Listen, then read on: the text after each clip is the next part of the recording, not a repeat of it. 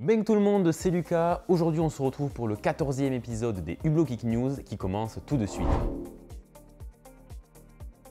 Dès cette semaine, vous retrouverez en salle le film de boxe Creed 3 réalisé pour la première fois par l'acteur Michael B. Jordan.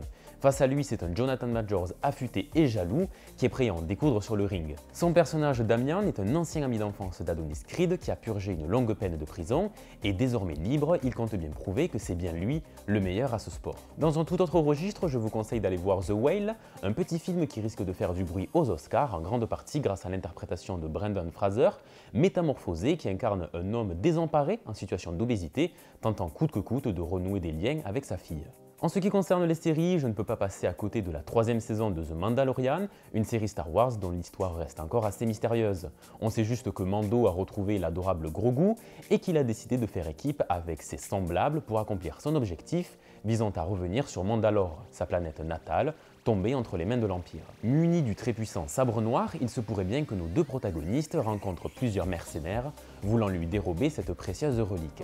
Concernant les sorties jeux vidéo, j'étais passé à côté de celle de Atomic Heart, un jeu russe futuriste mêlant gameplay bourrin avec des armes à feu à la Doom et usage dynamique de super pouvoirs, comparable au premier épisode de BioShock. La direction artistique loufoque et gore ne plaira pas à tous les joueurs, mais ceux qui sont tentés peuvent se le procurer sur PC, next-gen et aussi sur PS4 et Xbox One. Ce début du mois de mars est marqué par la sortie de nouveaux smartphones. Samsung a d'abord sorti sa nouvelle gamme de S23, où nous avons droit pour la première fois à un processeur Snapdragon haut de gamme qui va améliorer les performances et l'autonomie par rapport à la précédente génération.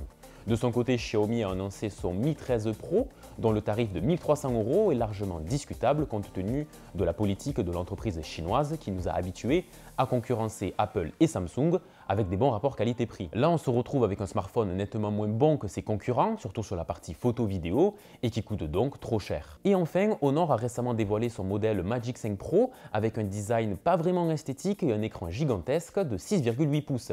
Il faudra cette fois débourser 1 200 € pour acquérir son smartphone.